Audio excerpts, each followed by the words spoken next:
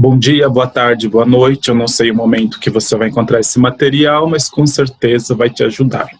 E hoje estamos falando sobre turismo e voltamos para o nosso segundo momento para aprofundar um pouco mais aquilo que já falamos no primeiro bloco, no primeiro encontro. E para trabalharmos essa questão, eu convidei a Juliana e a Zezé, duas profissionais da área que muito nos ajudam a entender e ter um pouco desse olhar profissional. Meninas, obrigado por esse retorno, obrigado por mais esse momento.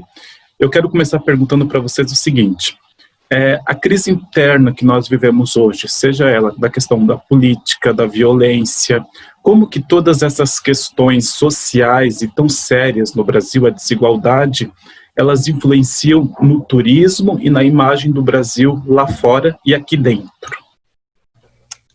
Ok, então vamos lá.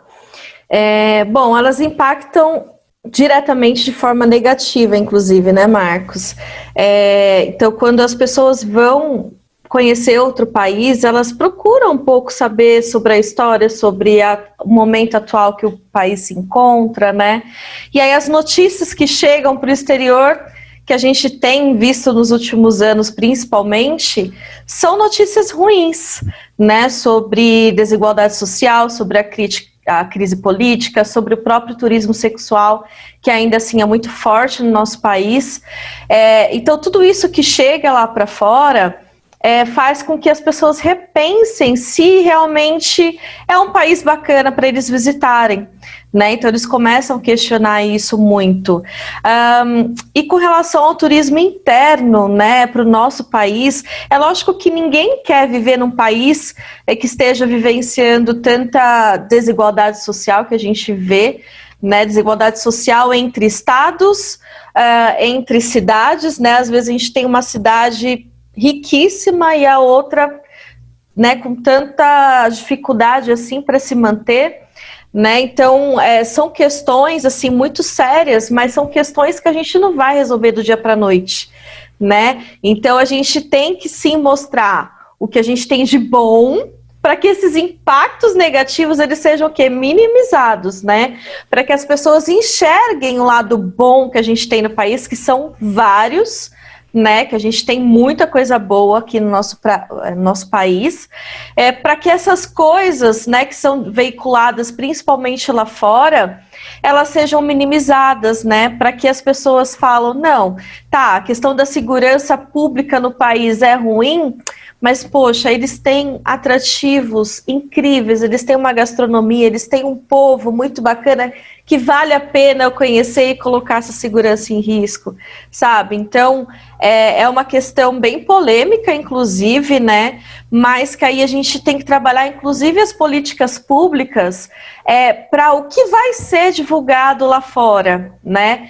Ah, mas Ju, a gente tem ali os jornais, né, as TVs, os jornais, enfim, os veículos de comunicação internacionais que veiculam informações mundiais, né, o que está acontecendo no momento, e vai acabar passando sobre a crise política, todos os problemas que nós vivenciamos no nosso país. Vai. Mas, em contrapartida, a gente tem que ter uma estratégia muito forte de mostrar também como a gente vive. Porque, por mais que a gente fale assim, nossa, eu adoraria morar fora do país, eu adoraria ir embora do Brasil, nós temos coisas muito maravilhosas que a gente não encontra em países lá fora, né? Então, impacta, assim, diretamente, faz com que muitos turistas repensem se vale a pena realmente conhecer o Brasil. Mas eu acredito muito que a gente consiga reverter essa situação. Aí você fala assim, tá, é maquiar? Não é maquiar, né? É balancear. Assim como a gente tem que trabalhar uma estratégia de divulgação lá fora de que a gente não é só o país do futebol e o país do carnaval, né? Que a gente tem belezas assim incríveis para a gente falar e mostrar. Então a gente pode também minimizar essas questões, problemas que são vivenciados por nós aqui no Brasil.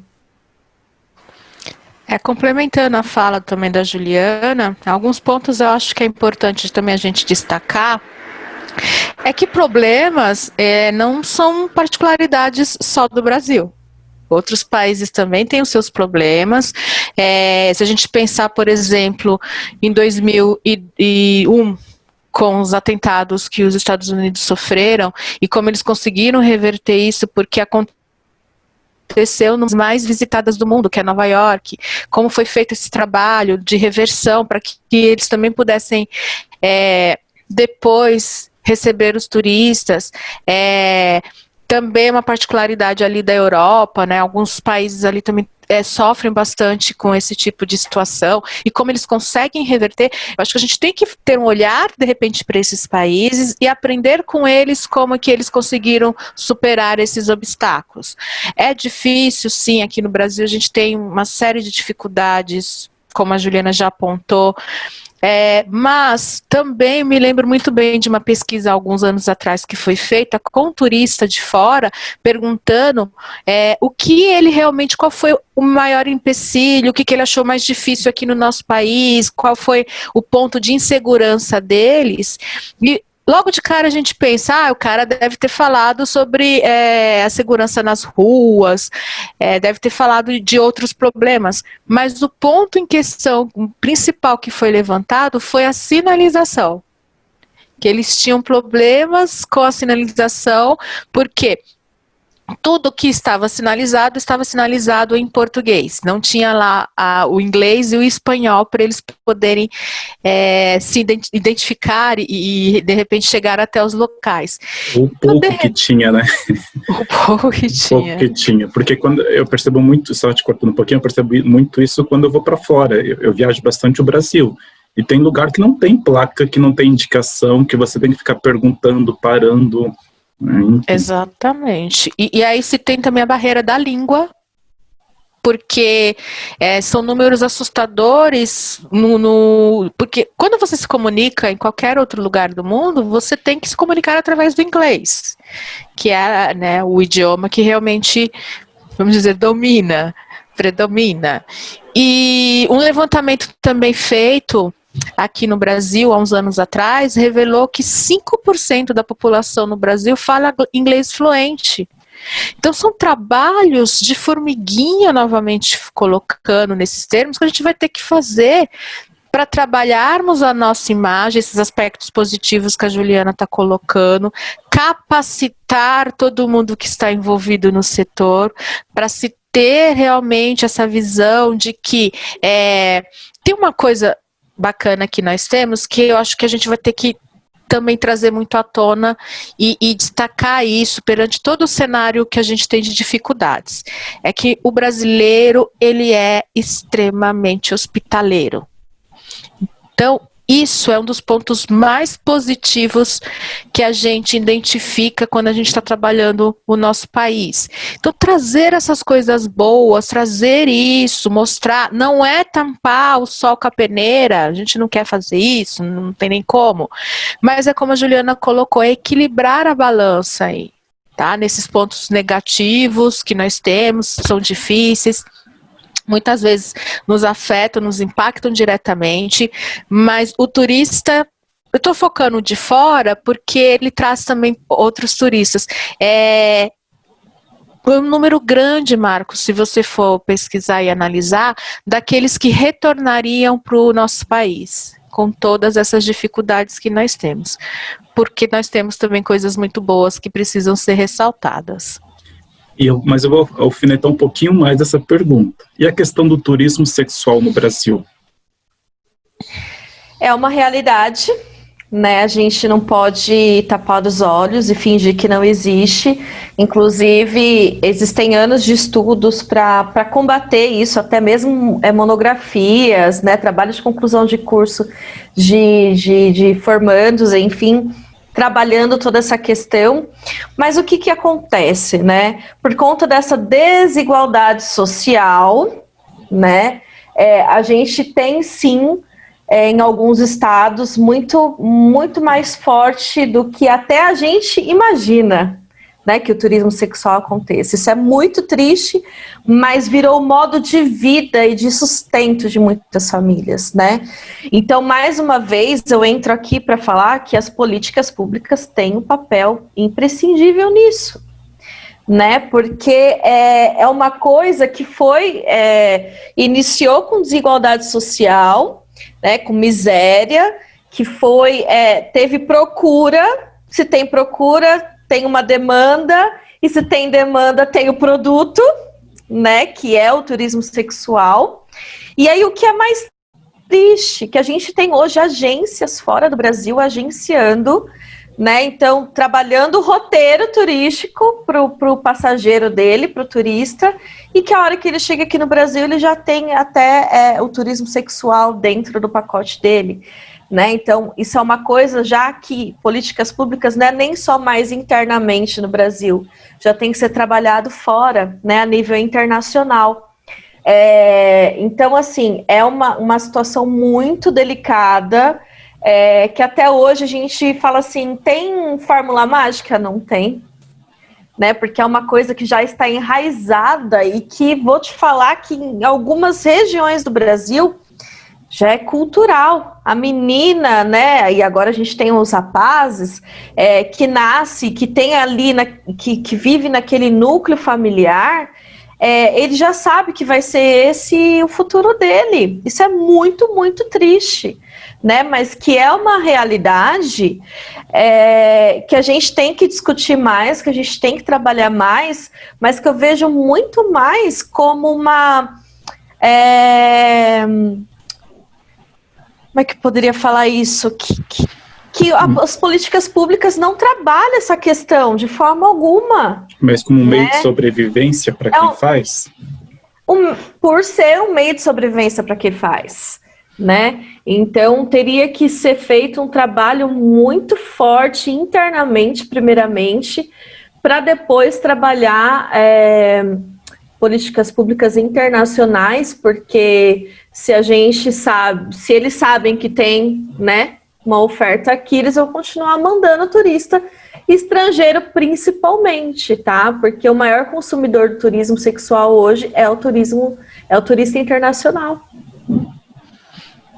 Pegando também esse gancho, né, eu acho que tem que ser feito um trabalho enorme, é um trabalho de conscientização, é um trabalho que vai durar muito tempo ainda para ser feito, e tem que ser feito muito em conjunto, em diversas esferas, para a gente ter um resultado mesmo de eliminação desse tipo de situação. Só te cortando, só para complementar o que eu ia falar, que eu acabei me perdendo, sem contar que são décadas, né?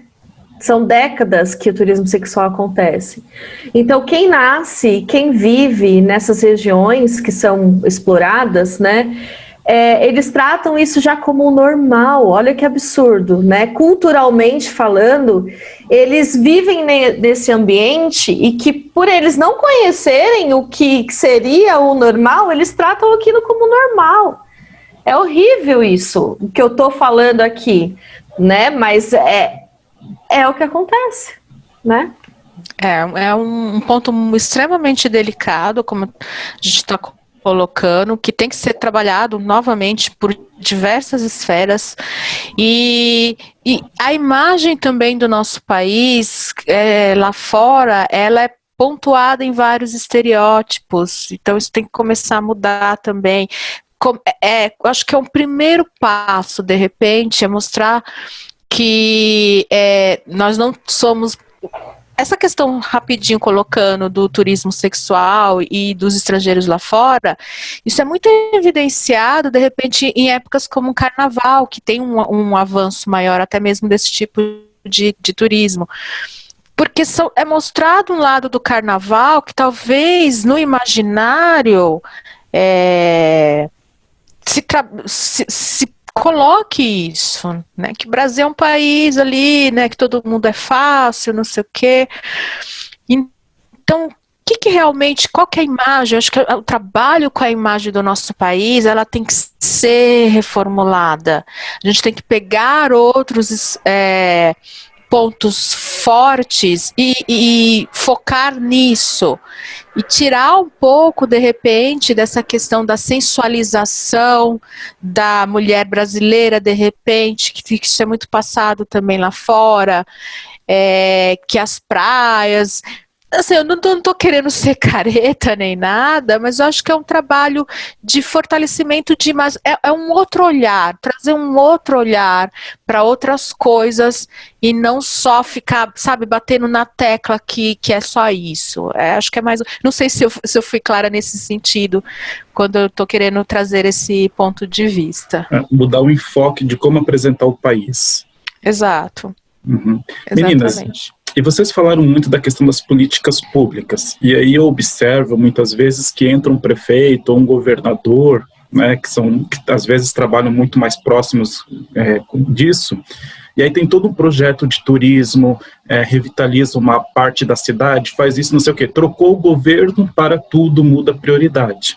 Como que as políticas públicas, elas podem ajudar ou elas atrapalham essa questão do turismo quando são quebradas? Como que reverter essa lógica no olhar de vocês enquanto profissionais? Como que a política pública tem a oferecer para o setor do turismo?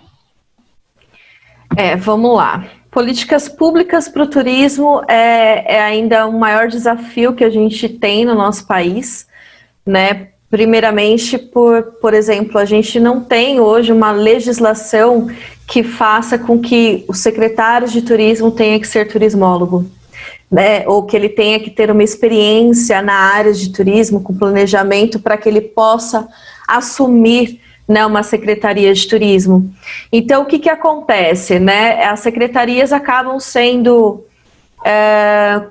as pessoas que acabam trabalhando na secretaria, elas ficam mais focadas como um braço direito do prefeito do que com foco em si na secretaria com qual ele defende, né? Então são poucas as cidades e estados hoje no Brasil que a gente pode falar, nossa, aqui as políticas públicas para o turismo realmente funcionam, né?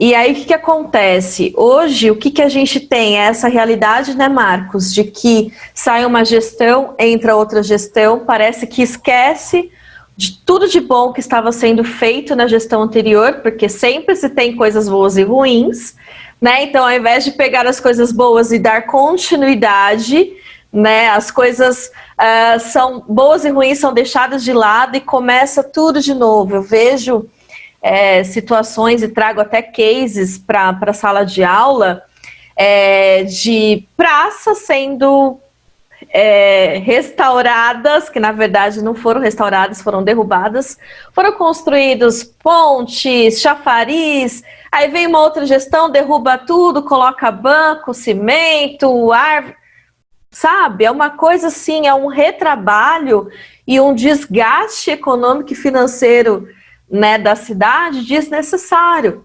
Então, como que a gente tem feito, né, e que eu tenho visto muitas cidades darem continuidade nas políticas públicas do turismo? Através de um bom planejamento. Através de um bom planejamento, de um plano diretor municipal de turismo, né, porque a partir do momento que você faz um plano diretor municipal de turismo, ele tem ali uma duração e uma legislação que respalde ele para que ele aconteça, seja colocado em prática, né? Então isso é uma forma de que mesmo que venha uma nova gestão, o plano diretor municipal de turismo está lá, já está tudo respaldado, né, digamos assim, para que ele seja colocado em prática. Então, muitas cidades só têm conseguido manter a atividade turística, né, e um crescimento fazendo dessa forma. E se não há um planejamento turístico, fica mais difícil ainda dar continuidade, né? Ou chegar e começar do zero. E eu vou falar de uma situação, por exemplo, no estado de São Paulo. No estado de São Paulo, a gente tem hoje estâncias turísticas e municípios de interesse turístico, né? Antigamente só se existiam as estâncias turísticas, hoje são 70, né, no estado de São Paulo. As duas últimas, inclusive, foram Brotas e Olímpia, e que já trabalhavam turismo há um tempo, né, que já tinha uma oferta, uma demanda muito, muito bacana, né, uma infraestrutura para atender o seu turista, mas ainda não tinha esse reconhecimento. E esse reconhecimento faz com que uma verba anual chegue para a prefeitura, tá? Para ele ser reinvestido no turismo, certo? E aí, o que aconteceu com isso? Por várias instâncias turísticas não darem andamento no planejamento turístico da cidade, eles criaram municípios de interesse turístico, que são cidades com potencial turístico, né, que vão receber uma verba anual também, mas uma verba menor do que instância turística, mas que, se ele fizer um bom planejamento turístico, ele pode vir a se tornar uma instância, tá? E aí, quem é a instância e não está fazendo um bom trabalho com planejamento turístico, com essa verba que é destinada, desce para município de interesse turístico, né? E aí ele tem uma verba reduzida a 60% do que é recebido anualmente. Então, a gente tem que criar estratégias para pressionar que o planejamento turístico aconteça nessas cidades, né, que já tem o título e que já tem o turismo fortalecido. Então, isso é uma saída que o Estado de São Paulo teve e funciona em muitas cidades. A gente vê aí um crescimento muito bacana em várias cidades com esse título, né, que é feito planejamento turístico. E aí, se a próxima gestão não mantém esse planejamento ativo, ele perde essa verba, ele perde a titulação, ele perde um monte de benefícios que o município já tinha. E que prefeito, né, e que prefeitura o município quer perder uma verba tão valiosa como essa para ser reinvestido na própria cidade, né? Enfim, são algumas situações aí que eu trouxe aqui para vocês. Resumindo, é mais ou menos aquela coisa assim, só quando mexe no bolso. Exato, Marcos, exatamente assim, né? E meninas, e o turismo de negócio? Ele funciona? Ele é lucrativo? Sim, sim, sim. Hoje a gente tem aí várias cidades que vivem do turismo de negócios, né, gente? E principalmente toda uma cadeia aí do trade que vive exclusivamente, né, do turismo de negócios. Hoje a gente tem uma rede hoteleira muito fortalecida e que principalmente tem os seus centros de convenções, né, suas salas de reuniões, que vivem em função desses executivos, desses treinamentos, dessas convenções, né, dos eventos corporativos também, para que eles aconteçam e que fomentem, né, esse setor. Mas eu vou deixar para a Zezé falar, já que ela mora em São Paulo, para falar especificamente dessa cidade, né, que respira turismo de negócios. Só para a gente saber, você mora onde, Juliana? Eu moro em Ribeirão Preto, interior de São Paulo, que também é uma cidade que o turismo de negócios é muito forte, principalmente eventos voltados para o agronegócio, né? Então a gente tem AgriShow, por exemplo, e a gente tem vários outros eventos corporativos muito fortes aqui por questões de empresas, né, que se situam aqui na cidade, na região. Beleza, vai lá, Zezé. Vamos lá, a bola tá comigo. Falar de eventos de negócio, turismo de negócios, porque envolve eventos também. Na cidade de São Paulo, a gente está falando talvez da capital mais importante da América do Sul nesse sentido, ou de repente até da América Latina. A cidade de São Paulo, para a gente ter uma ideia, ela realiza um evento a cada 6 minutos. E muitos desses eventos realizados são de negócios. O turismo de negócios, ele é importantíssimo para a cidade de São Paulo. Por quê? Todos os negócios do país passam por São Paulo. Praticamente todos têm um pezinho aqui em São Paulo. E quando a gente fala desse tipo de turismo, sim, Marcos, ele é extremamente promissor, ele é lucrativo, ele é, inclusive, um tipo de turismo que ele não sofre com a sazonalidade que a gente diz. Porque o turismo, por exemplo, de lazer, ele tem épocas específicas do boom dele. Então são férias, feriados e tudo mais. O turismo de negócios, não, ele é o ano inteiro, ele gera ali possibilidades o ano inteiro. Então é realmente extremamente promissor, é forte, os números que a gente tem são realmente de cair o queixo. A cidade de São Paulo trabalha com pontos, né, de estratégicos para receber esse tipo de turista. A gente tem os centros de eventos sendo posicionados também perto de, por exemplo, rodovias importantes, aeroportos importantes. A rede hoteleira, ela se movimenta também para receber esse tipo de turista, e ela sempre fica próximo também a esses pontos importantes. A gente tem a hotelaria fortalecida em regiões, por exemplo, da Paulista, da Faria Lima. Por quê? Porque é onde está o turista de negócios. E aí a gente tem... José, até a própria habitação, né? A unidade habitacional, o apartamento, o quarto em si, ele é todo adaptado para o turismo de negócio. Então, tem que ter uma bancada de trabalho, Sim. Tem que ter uma internet boa, né? Tem que ter ali um espaço mais acolhedor para esse turista de negócios, né? Então, a própria hotelaria também traz na sua habitação, né, essas funcionalidades, esse conforto. Sim, porque é um público que ele é muito presente no estado de São Paulo, eu diria. Na cidade é fundamental, mas no estado de São Paulo a gente tem também esse tipo de turista que vem bastante. É importante a gente ficar realmente de olho muito mais ainda do que a gente já fica, porque quando as coisas começarem, a engrenagem começar realmente a voltar a girar, vamos ter uma retomada também interessante nesse aspecto.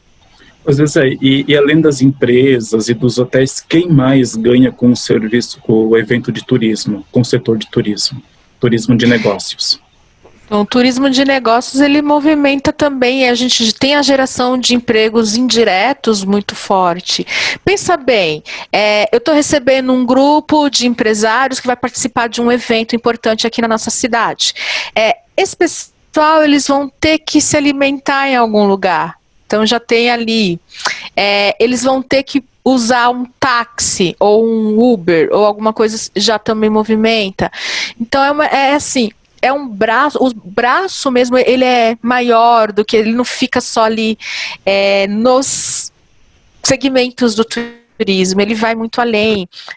De repente é um outro tipo de consumo que ele é realizado por conta da atividade turística. Então existe. Até academias, né? Sim. Até academias, lojas de roupas, porque às vezes o executivo trouxe na bagagem um X, né? Quantidade de roupas, e aí ele resolve ficar mais dias na cidade, e aí ele tem que se organizar para isso. Então, na verdade, o turismo de negócio, ele movimenta a economia como um todo.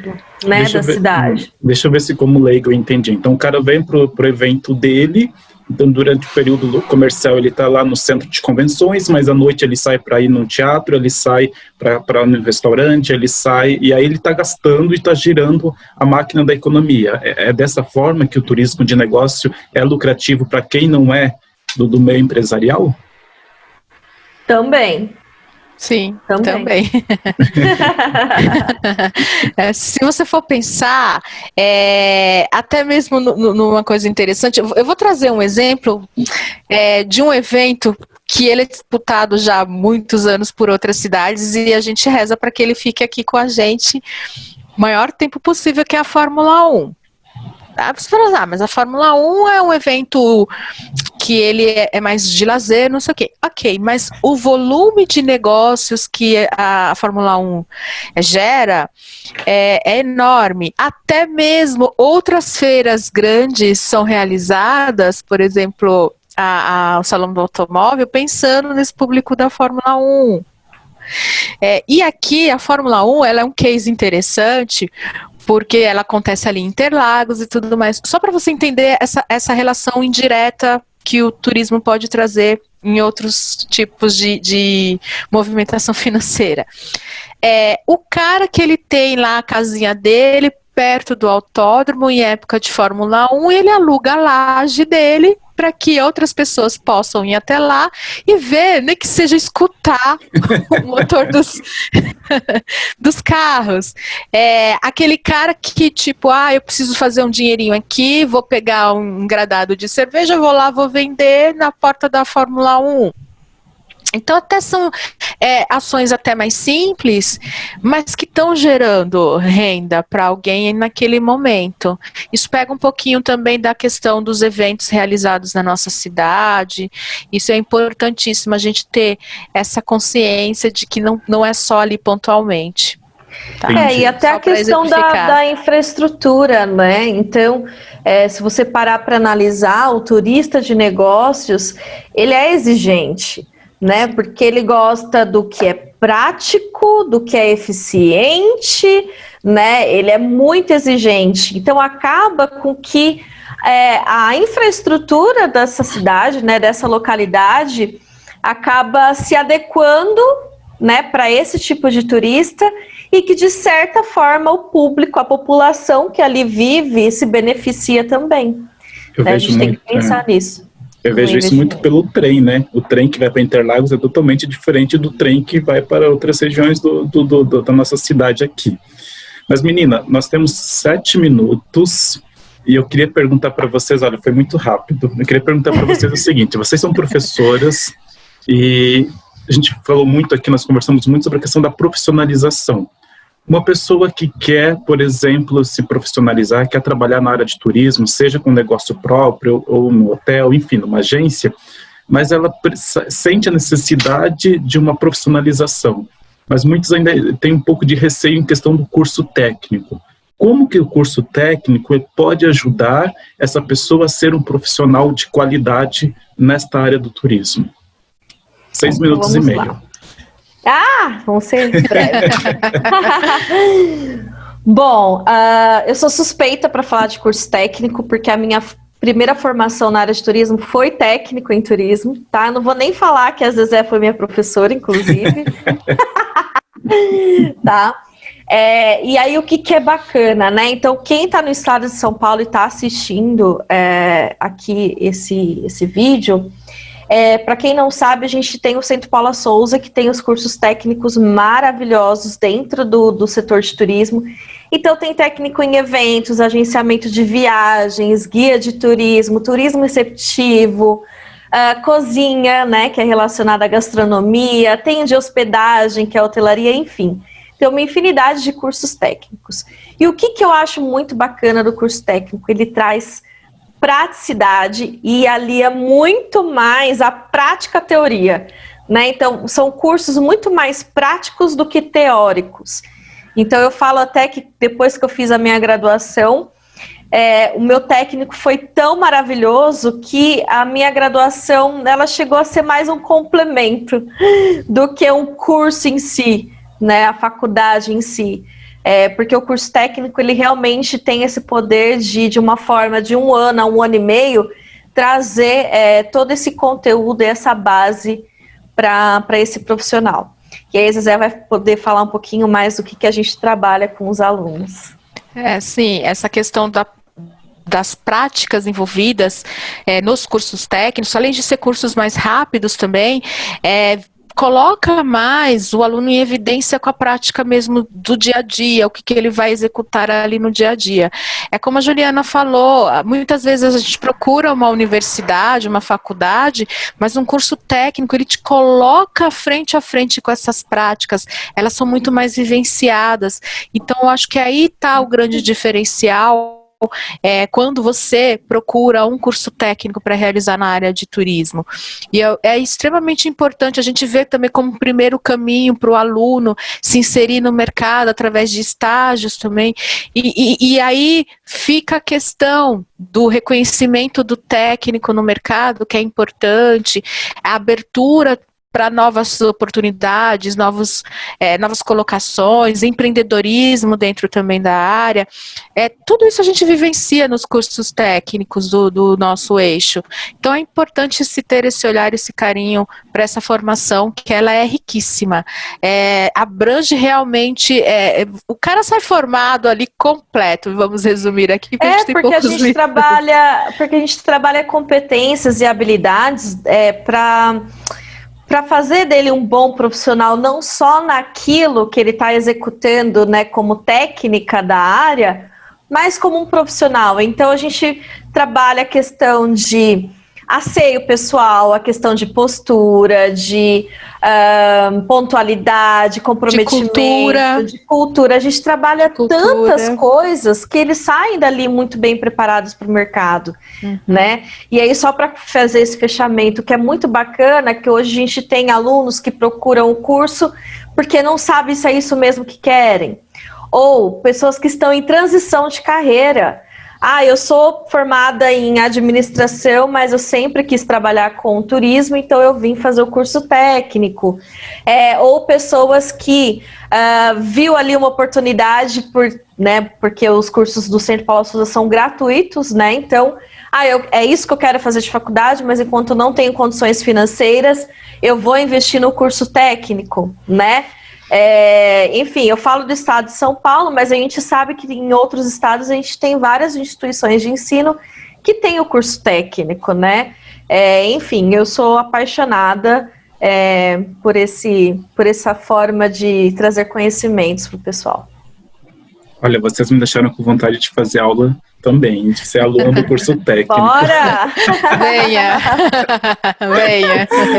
Nós temos 2 minutos, então antes de agradecer a vocês, eu só queria perguntar um local, um país, uma cidade, um estado que para vocês é referência em turismo. Só citar. Eu vou falar cidade e às vezes... Dubai, país, Portugal, eu acho, e cidade, eu gosto muito de Jundiaí, do planejamento turístico que eles vêm fazendo, e de Foz do Iguaçu, pronto. Beleza. Pena que está acabando, meninas, muitíssimo obrigado pela aula que vocês deram para nós, enriquecedor, abriu minha forma de entender o turismo, perceber que o turismo também é lucrativo, que muita gente ganha. Eu lembro muito de uma fala do meu pai quando éramos criança, que quando passava o carnaval na Bahia, meu pai dizia assim: o povo lá em cima não vai para frente, nós somos de Santa Catarina, um estado mais conservador, né? E dizer, o povo não vai para frente porque só faz festa. Nós não tínhamos essa noção do quanto que o turismo é lucrativo, do quanta gente ganha com o turismo. Porque o turismo, na verdade, é isso. Ele vai estar mexendo com o sonho do turista, ele vai estar oferecendo um serviço que é cobrado, é pago, é valorizado, enfim, todo mundo ganha, seja o turista, seja quem trabalha com turismo, seja a cidade, enfim, N situações. E vocês deixaram muito claro isso para nós, vocês elucidaram de uma forma muito entendível. Obrigado. Sucesso para vocês, que o caminho de vocês continue sempre brilhando, que sejam essas pessoas maravilhosas, e obrigado por participar do nosso projeto. Um beijão no coração de cada uma de vocês. Eu que agradeço. Eu que agradeço também. Obrigada pela oportunidade. E para você que acompanhou a gente, obrigado. Até o próximo encontro. Tchau. Tchau. Tchau.